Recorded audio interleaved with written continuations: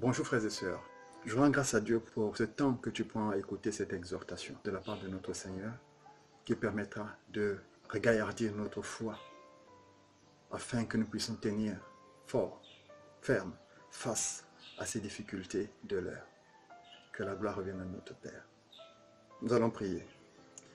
Père, nous te disons merci pour ce jour que tu nous accordes. Merci pour cette grâce que tu nous accordes pour venir dans ta présence. C'est dans ta présence seule que nous pouvons retrouver la paix. C'est dans ta présence seule que nous pouvons retrouver la joie. C'est dans ta présence seule que nous sommes dans l'assurance divine. Merci pour cette occasion que nous avons partagé ta parole. Parle à chacun de nous, toi qui nous connais mieux que nous-mêmes. Nous nous attendons à toi, à recevoir tes instructions, à t'entendre, à t'écouter nous parler. Parle, Père, tes enfants écoutent. C'est au nom de Christ Jésus que nous t'avons prié. Amen. Nous sommes dans notre série « Être éprouvé pour grandir ».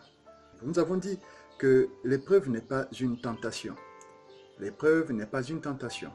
Dieu ne tente pas. Dieu éprouve ses enfants.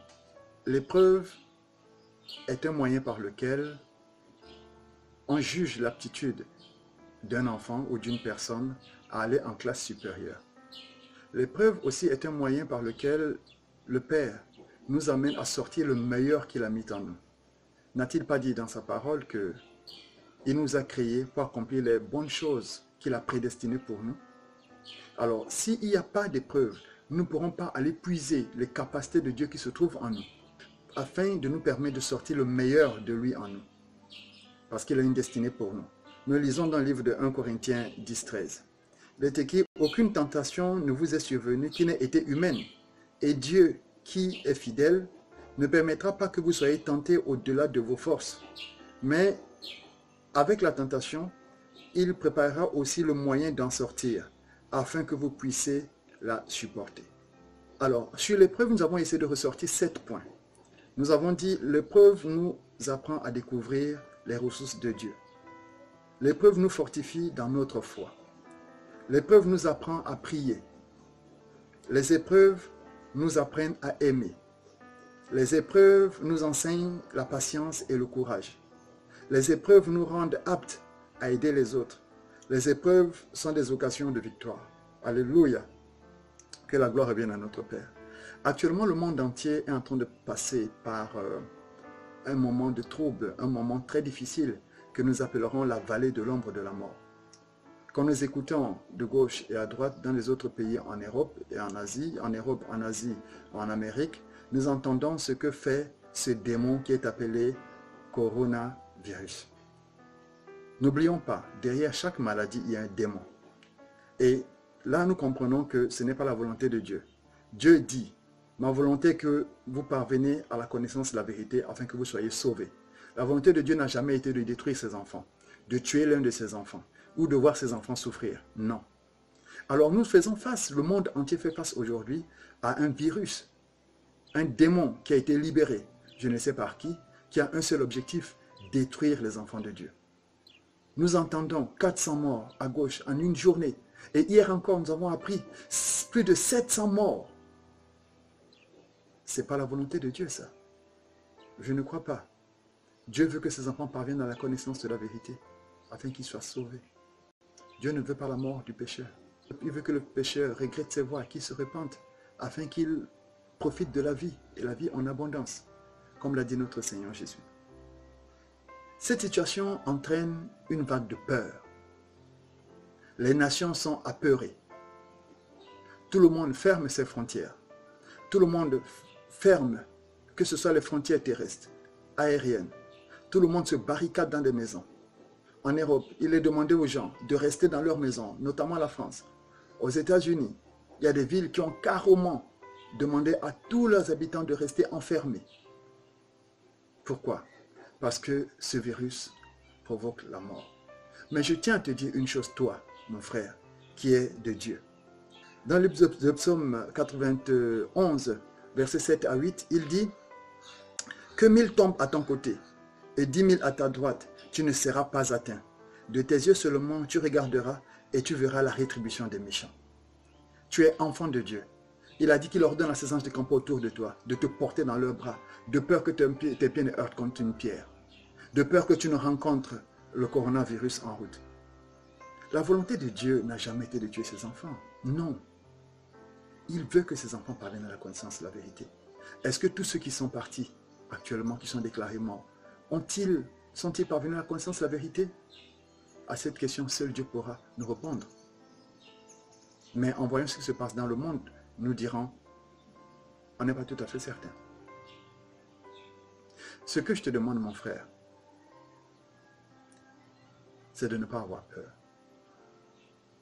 La peur est la deuxième arme qu'utilise Satan après la honte. Si vous vous souvenez dans le jardin, après que Adam et Ève aient péché, ils sont allés se cacher. Et quand Dieu leur a demandé, mais vous êtes où? Ils ont répondu que quoi? Parce que nous avons entendu ta voix, nous avons eu peur, nous sommes allés nous cacher. Je ne demande pas au peuple aujourd'hui de sortir, d'aller à la rencontre de ce virus. Il nous demande d'être sage ou d'être prudent comme le serpent. Il nous demande d'être prudent. Alors, je vous exhorte à prendre vos responsabilités, à être prudent, à vous assurer que vous mettez de votre côté tout ce qu'il faut pour que ce virus n'entre pas chez vous.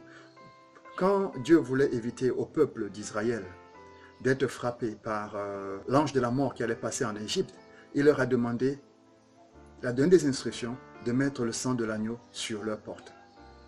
Aujourd'hui, c'est ce que je vais te demander, mon frère et ma sœur. Toi qui pries, toi qui connais Dieu, couvre-toi par le sang de l'agneau. Mais reste à l'intérieur de la maison, ne va pas à l'extérieur. C'est-à-dire, ne va pas à la rencontre de ce microbe. Ne te laisse pas contaminer. Prends les précautions, comme les hommes de la science nous ont enseigné. Protège-toi, mais ne crains rien. Ne crains rien. Dans Philippiens 4, verset 6, il dit, « Ne vous inquiétez de rien, mais en toute chose, faites connaître vos besoins à Dieu par des prières, des supplications, avec des actions de grâce. » Oui, nous devons prier, supplier notre Dieu de faire passer ce nuage. Que cet ange de la mort passe. Que ce virus, que ce démon quitte notre continent, quitte, qu'il soit annulé. Donc, nous devons prier notre Père de prendre les dispositions, d'écarter de nous cette maladie. Mais nous devons aussi savoir rendre grâce de ce que jusqu'à aujourd'hui nous ne sommes pas atteints. Si nous voyons ce qui se passe en Europe, si nous voyons ce qui se passe aux États-Unis, beaucoup meurent, beaucoup tombent. Aujourd'hui, ce n'est pas encore le cas pour nous. Alors c'est l'instant, c'est le moment qui nous est donné. Dieu ne tarde pas. Ou c'est pas que ces démons tardent à arriver chez nous. Non, Dieu nous laisse le temps de nous prosterner devant lui, de nous humilier et de prier, d'intercéder, mais surtout de ne pas oublier des actions de grâce. Lui prier, lui demander de nous assister, de nous protéger, car Dieu seul peut protéger. Aucune capacité humaine, aucune dénomination que ce soit ne peut protéger. C'est Dieu seul par le sang de l'agneau. Beaucoup se sont barricadés chez eux en Europe, mais quand même, étant chez eux, ils sont morts. Alors, je t'invite ce jour, mon frère, je t'invite, ma sœur, à continuer à prier, à ne pas trembler. Le Père te dit, ne crains rien. Ne crains rien. Ne crains rien. Il a dit, dans le livre de Psaume 23, du verset 4 à 6, verset 4 et le verset 6, il dit, « Quand je marche dans la vallée de l'ombre de la mort, je ne crains aucun mal, car tu es avec moi. Ton bâton, ta ouette et ton bâton me rassurent. » C'est ce que nous devons dire à notre Père. Que malgré que nous entendons les échos de mort, nous entendons que Satan avance, il détruit le peuple, il détruit des nations. Mais nous n'avons pas peur. Nous comptons sur toi, Seigneur. Nous savons que ta ouette et ton bâton nous rassurent. Le sang de l'agneau a coulé pour nous. Alors nous nous mettons sous la protection de ce sang. Et nous demandons à notre Père, protège-nous. La volonté de Dieu, je le redis, mon frère et ma soeur, n'est pas que tu meurs. Dieu sait que les morts ne l'adoreront pas. Quelqu'un qui est mort ne pourra pas l'adorer. Dieu aime être adoré et aime demeurer dans l'adoration de ses enfants. Regarde ces moments que nous passons, où ses enfants ne peuvent plus se réunir pour l'adorer, pour le célébrer. Je ne pense pas que cela soit sa volonté. Mais qu'à cela ne tienne, dans vos familles à la maison, réunissez-vous, implorez la miséricorde de Dieu. Demandez à Dieu d'envoyer son ange, d'oindre votre maison par le sang de Jésus, afin que ce virus ne passe pas par votre maison.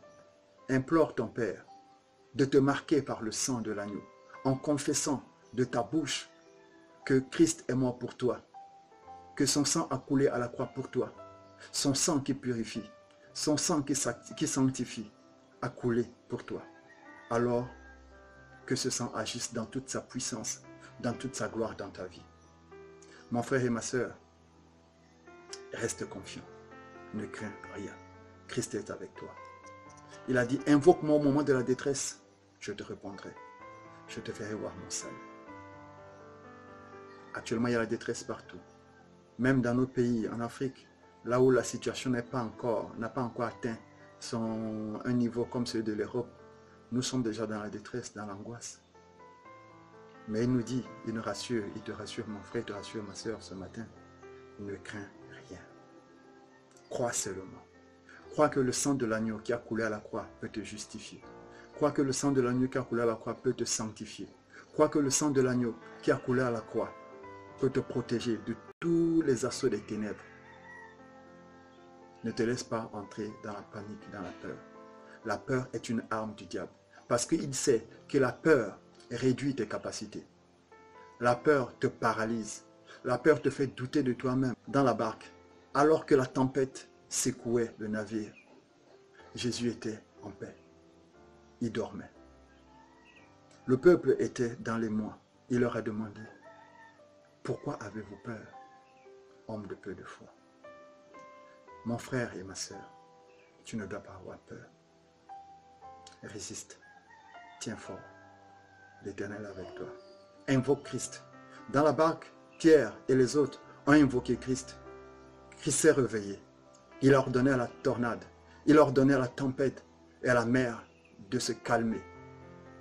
Et c'est ce qui s'est passé. Il le fera pour toi, mon frère. Il le fera pour toi, ma soeur. Il te suffit de faire appel à lui. Il est là avec toi. Il attend une seule chose, que tu lui demandes d'intervenir. Alors demande-lui d'intervenir. Je vais t'aider dans la prière, si tu peux prendre après moi. Seigneur Jésus, je te prie de t'élever dans ma vie encore aujourd'hui. Viens m'assister, parce que toi seul es mon Dieu. Je compte sur toi. Je m'attends à toi. Je sais que toi seul peux me protéger. Je sais que toi seul peux m'arracher du filet de l'oiseleur.